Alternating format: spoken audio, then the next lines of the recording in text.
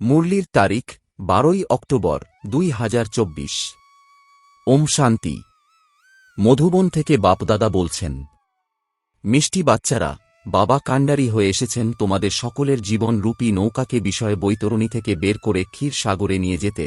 তোমাদের এখন এই পার থেকে ওই পারে যেতে হবে। প্রশ্ন, বাচ্চারা, তোমরা প্রত্যেকেরই পাঠকে দেখেও কারোরই নিন্দা করতে পারো না, কেন? উত্তর, কেননা তোমরা জানো যে এ হল অনাদি পূর্ব নির্মিত ড্রামা। এতে প্রত্যেক অ্যাক্টর তার নিজের নিজের পার্ট প্লে করছে। কারোরই কোনো দোষ নেই। এই ভক্তিমার্গ আবারও পাশ হতে হবে, এতে এতটুকুও চেঞ্জ হতে পারে না। প্রশ্ন, কোন দুটি শব্দে সমগ্র চক্রের জ্ঞান সমাহিত আছে? উত্তর, আজ আর কাল। কাল আমরা সত্যযুগে ছিলাম, আজ 84 জন্মের চক্র পরিক্রমা করে নরকে পৌঁছেছি, কাল পুনরায় স্বর্গে যাব। ওম শান্তি। বাচ্চারা এখন সামনে বসে আছে, যেখান থেকে আসে সেখানে যখন নিজের সেন্টারে থাকে তখন তো এমনটা বুঝতে পারবে না যে আমরা উঁচুর থেকে উঁচু বাবার সম্মুখে বসে আছি। তিনিই আমাদের টিচারও, আবার তিনিই আমাদের জীবন রূপী নৌকাকে পারে নিয়ে যান, যাকে গুরু বলা হয়। এখানে তোমরা বুঝতে পারো যে আমরা সম্মুখে বসে আছি, তিনি আমাদের বিষয় সাগর থেকে বের করে ক্ষীর সাগরে নিয়ে যান। পারে নিয়ে যাওয়া বাবা সম্মুখে বসে আছেন, তিনি সেই একজনই শিব বাবার আত্মা, যাকে সুপ্রিম বা উঁচুর থেকেও উঁচু ভগবান বলা হয়। বাচ্চারা, এখন তোমরা বুঝতে পারো আমরা উঁচুর থেকেও উঁচু ভগবান শিব বাবার সামনে বসে আছি। তিনি এই ব্রহ্মার শরীরে বসে আছেন, তিনিই তোমাদের পারে নিয়ে যান। তাঁর তো শরীর রূপী রথ অবশ্যই প্রয়োজন, না হলে তিনি শ্রীমত কিভাবে দেবেন? বাচ্চারা, তোমরা এখন নিশ্চিত যে বাবা আমাদের যেমন বাবা তেমনি শিক্ষকও, আবার তিনিই পারে নিয়ে যান। আমরা আত্মারা এখন আমাদের নিজের গৃহ শান্তিধামে যাব। সেই বাবা আমাদের পথ বলে দিচ্ছেন। ওখানে সেন্টারে বসা আর এখানে সম্মুখে বসার মধ্যে রাত দিনের তফাৎ। ওখানে এমন বুঝতে পারবে না যে আমরা সম্মুখে বসে আছি। এখানে সমস্ত অনুভব আসে। আমরা এখন পুরুষার্থ করছি। যিনি পুরুষার্থ করান তাঁর তো খুশিই থাকবে। আমরা এখন পবিত্র হয়ে ঘরে ফিরে যাচ্ছি। নাটকের অ্যাক্টর যেমন বুঝতে পারে যে এখন নাটক সম্পূর্ণ হয়েছে, বাবা এখন এসেছেন আমাদের অর্থাৎ আত্মাদের নিয়ে যেতে। তিনি এও বোঝান তোমরা কিভাবে ঘরে ফিরে যেতে পারো। তিনি যেমন বাবাও তেমনি নৌকা পারকারী কান্ডারিও। যদিও ওরা গান গেয়ে থাকে তবুও কিছুই বুঝতে পারে না যে নৌকা কাকে বলা হয়, এই শরীরকে কি নিয়ে যাবেন। বাচ্চারা, এখন তোমরা জানো যে আমাদের আত্মাকে তিনি পারে নিয়ে যান। আত্মা এখন এই শরীরের সঙ্গে এই বেশ্যালয়ের বিষয়ে বৈতরণী নদীতে পড়ে আছে। আমরা প্রকৃতপক্ষে শান্তিধামের অধিবাসী ছিলাম, আমাদের পারে নিয়ে যাওয়ার জন্য অর্থাৎ ঘরে নিয়ে যাবার জন্য বাবাকে পেয়েছি। তোমাদের রাজধানী ছিল যা মায়া রাবণ সম্পূর্ণ ছিনিয়ে নিয়েছে। সেই রাজধানী পুনরায় অবশ্যই ফিরিয়ে নিতে হবে। অসীম জগতের বাবা বলেন, বাচ্চারা, এখন তোমাদের ঘরকে স্মরণ করো। ওখানে গিয়ে আবার তোমাদের ক্ষীর সাগরে আসতে হবে। এ হল বিষ সাগর, ওখানে হল ক্ষীরের সাগর, আর মূল বতন হল শান্তির সাগর। এই 3 ধাম রয়েছে। এটা তো হল দুঃখধাম। বাবা বোঝান, মিষ্টি মিষ্টি বাচ্চারা, তোমরা নিজেকে আত্মা মনে করে বাবাকে স্মরণ করো। কে তোমাদের বলছেন? তিনি কার দ্বারা বলেন? সারাদিন মিষ্টি মিষ্টি বাচ্চা বলতে থাকেন। এখন তোমাদের আত্মা পতিত, তাই শরীরও এমনই পাবে।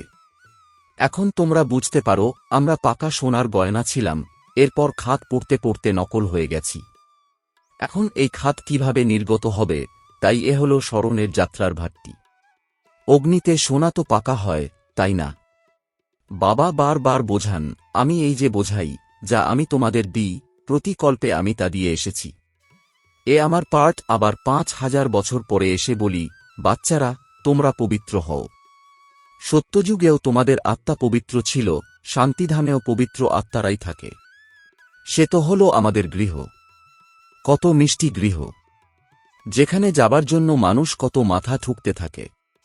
বাবা বোঝান যে এখন সবাইকে যেতে হবে, তারপর আবার পার্ট প্লে করার জন্য আসতে হবে। এ তো বাচ্চারা বুঝেছেই। বাচ্চারা যখন দুঃখী হয় তখন বলে, হে ভগবান, আমাকে তোমার কাছে নাও। আমাকে এখানে দুঃখে কেন ফেলে রেখেছ? তারা জানে যে বাবা পরমধামে থাকেন। তাই বলে, হে ভগবান, আমাকে পরমধামে ডেকে নাও। সত্যযুগে কিন্তু এমন কথা বলবে না। ওখানে তো কেবল সুখী সুখ, এখানে তো অনেক দুঃখ, তাই তো ডাকে, হে ভগবান। আত্মার তো স্মরণ থাকে, কিন্তু ভগবানকে সম্পূর্ণ জানেই না। বাচ্চারা, এখন তোমরা বাবার পরিচয় পেয়েছ। বাবা থাকেন পরমধামে। মানুষ তার ঘরকেই মনে করে। এমন কখনোই বলবে না যে রাজধানীতে ডাকো। রাজধানীর জন্য কখনোই বলবে না। বাবা তো রাজধানীতে থাকেনও না, তিনি শান্তিধামে থাকেন। সকলেই শান্তি কামনা করে। পরমধামে ভগবানের কাছে তো অবশ্যই শান্তি থাকবে, যাকে মুক্তিধামও বলা হয়। সে হল আত্মাদের থাকার জায়গা, যেখান থেকে আত্মারা আসে।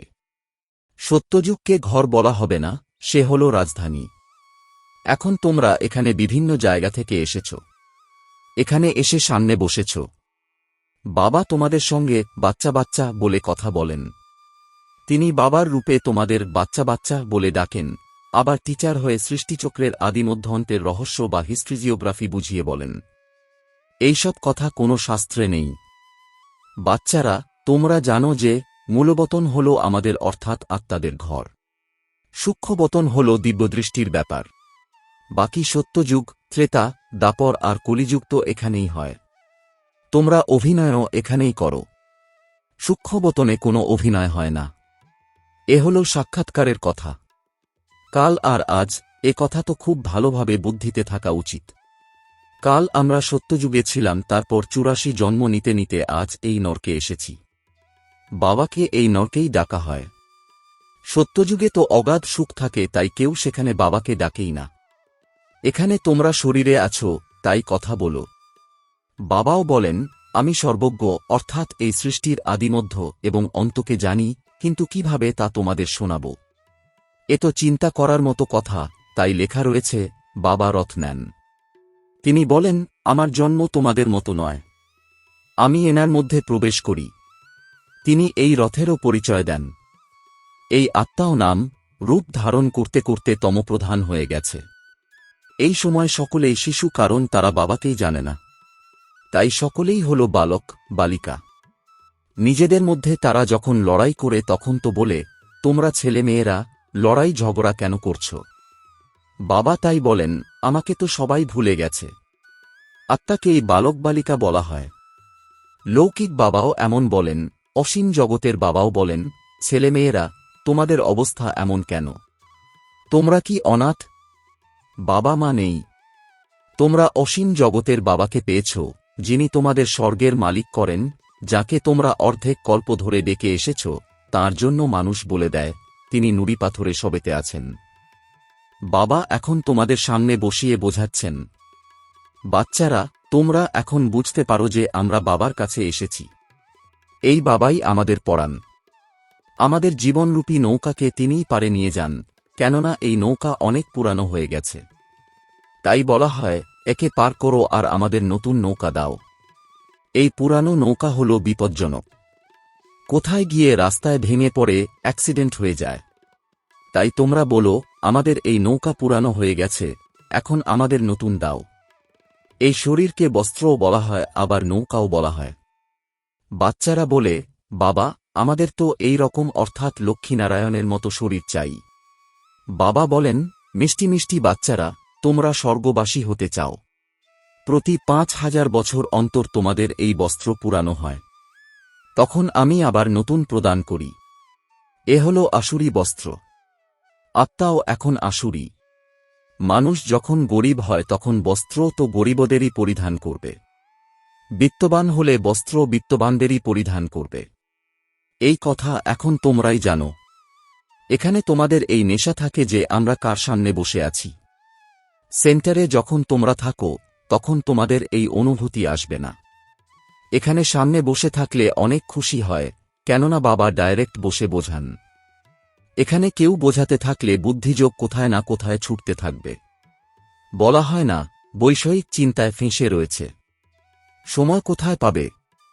আমি এখন তোমাদের বোঝাচ্ছি। তোমরাও বুঝতে পারো যে বাবা এই মুখের দ্বারা আমাদের বোঝান। এই মুখেরও কত মহিমা।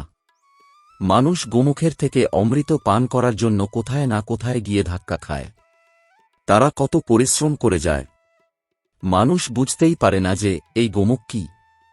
কত বড় বড় বুদ্ধিমান ব্যক্তিও ওখানে যায়, এতে লাভ কি? আরও বেশি করে সময় নষ্ট হয়। বাবা বলেন, এই সূর্যাস্ত ইত্যাদি কি দেখবে? এতে তো কোনো লাভই নেই। লাভ একমাত্র এই ঈশ্বরীয় পড়াতেই হয়। গীতাতে তো পড়াশোনাই রয়েছে, তাই না?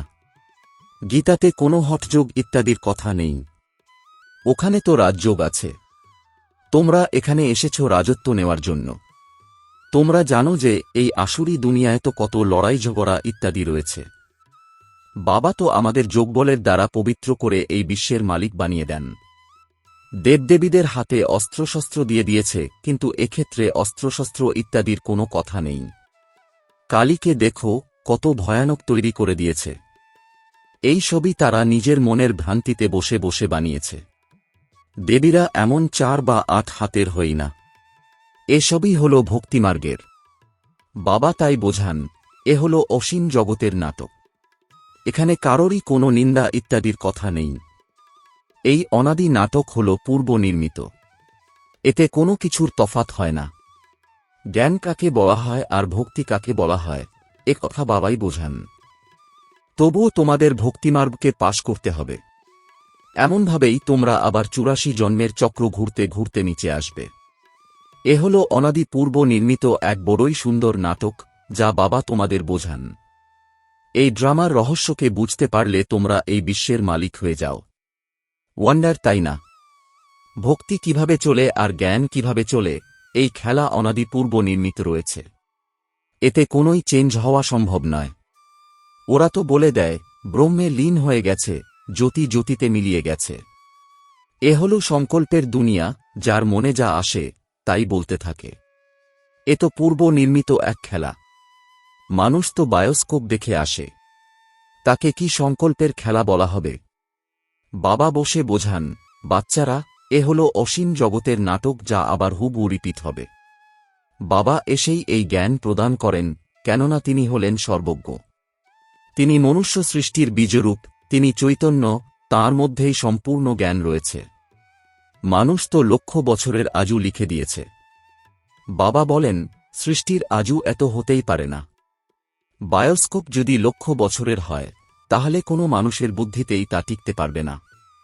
তোমরা তো সম্পূর্ণ বর্ণনা করো, লক্ষ বছরের কথা কিভাবে বর্ণনা করবে? তাই সেসব হল ভক্তিমার্গের কথা। তোমরাই ভক্তিমার্গে পার্ট প্লে করে এসেছ। নানান দুঃখ ভোগ করে করে এখন অন্তিম সময়ে এসে পৌঁছেছ। সম্পূর্ণ বৃক্ষের এখন জর্জরীভূত অবস্থা। এখন তোমাদের ওখানে ফিরে যেতে হবে। তাই নিজেদের হালকা করো। ইনিও তো নিজেকে হালকা করে দিয়েছেন, তাই না? তাই সমস্ত বন্ধন যেন ছিন্ন হয়ে যায়। না হলে সন্তান, অর্থ, ব্যবসা, ক্রেতা, রাজা এবং রাজসম্পদ সবই স্মরণে আসবে। এইসব কাজ যখন ছেড়েই দিয়েছ, তখন স্মরণে কেন আসবে? এখানে তো সবকিছুই ভুলে যেতে হবে। এসব ভুলে ঘর আর রাজধানীকে স্মরণ করতে হবে। শান্তিধাম আর সুখধামকে স্মরণ করতে হবে। শান্তিধাম থেকে আমাদের আবার এখানে আসতে হবে। বাবা বলেন, তোমরা আমাকে স্মরণ করো, একেই যোগ অগ্নি বলা হয়। এ তো রাজযোগ, তাই না? তোমরা হলে রাজঋষি। পবিত্রকেই ঋষি বলা হয়। তোমরা পবিত্র হও এই রাজত্ব পাওয়ার জন্য। বাবাই তোমাদের সব সত্য বলেন। তোমরাও বুঝতে পারো যে এ হল নাটক। সব অ্যাক্টরকেই অবশ্যই এখানে থাকা উচিত। এরপর বাবা সবাইকে ফিরিয়ে নিয়ে যাবেন। এ হল ঈশ্বরের বরযাত্রী, তাই না? ওখানে বাবা আর বাচ্চারা থাকে, তারপর এখানে আসে পার্ট প্লে করতে। বাবা তো সর্বদাই ওখানে থাকেন। আমাকে সবাই দুঃখের সময় স্মরণ করে। ওখানে আমি কি করব? তোমাদের শান্তিধাম আর সুখধামে পাঠিয়ে দিই, বাকি আর কি চাই? তোমরা সুখধামে ছিলে, বাকি আত্মারা সবাই শান্তিধামে ছিল, তারপর নম্বর অনুযায়ী আসতে হয়। এখন নাটক সম্পূর্ণ হয়ে এসেছে। বাবা বলেন, বাচ্চারা, এখন আর গাফিলতি করো না। তোমাদের তো অবশ্যই পবিত্র হতে হবে। বাবা বলেন, ড্রামা অনুসারে এই পার্টও প্লে হয়ে চলেছে। ড্রামা অনুসারে তোমাদের জন্যই আমি প্রতি কল্পে কল্পে আসি। নতুন দুনিয়াতে এখন যেতে হবে, তাই না? আচ্ছা। মিষ্টি মিষ্টি প্রশিক্ষার্থী বাচ্চাদের মাতাপিতা বাপদাদার স্মরণসহ স্নেহসুমন আর সুপ্রভাত। আত্মিক পিতার আত্মিক বাচ্চাদেরকে জানাচ্ছি নমস্কার। ধারণার জন্যে মুখ্য সার। এখন এই সৃষ্টিরূপী বৃক্ষ পুরানো জরাজীর্ণ অবস্থা প্রাপ্ত হয়েছে। আত্মাকে আবার ঘরে ফিরে যেতে হবে, তাই নিজেকে সর্ববন্ধন থেকে মুক্ত করে হালকা করে নিতে হবে। বুদ্ধির সাহায্যে এখানকার সবকিছুই ভুলে যেতে হবে। 2 অনাদি এই ড্রামাকে বুদ্ধিতে রেখে কোনো পাঠধারীর নিন্দা করা উচিত নয়। ড্রামার রহস্যকে বুঝে বিশ্বের মালিক হতে হবে। বরদান, সাইলেন্সের শক্তির দ্বারা আত্মশক্তির উড়ানকে তীব্র গতি করে বিশ্ব পরিবর্তক ভব। এর বিস্তার, সায়েন্সের সাধনের গতিবেগকে সায়েন্সের দ্বারা কাট করতেও পারা যায়, ধরতেও পারা যায়। কিন্তু আত্মার গতিকে এখনও পর্যন্ত না কেউ ধরতে পেরেছে আর না কেউ ধরতে পারবে, এতে সায়েন্সও নিজেকে ফেল মনে করে। যেখানে সায়েন্স ফেল সেখানে সাইলেন্সের শক্তির দ্বারা যেটা চাও সেটা করতে পারো। তাই আত্মশক্তির উড়ান তীব্র গতিতে করো, এই শক্তির দ্বারা স্বপরিবর্তন বা কারোর বৃত্তির পরিবর্তন, বায়ুমণ্ডলের পরিবর্তন করে বিশ্বের পরিবর্তক হতে পারো। তীব্রতার লক্ষণ হল চিন্তা করলে আর কাজ হয়ে গেল। স্লোগান, শিক্ষা প্রদাতার সাথে দয়াবান হয়ে সহযোগী হও। ওম শান্তি।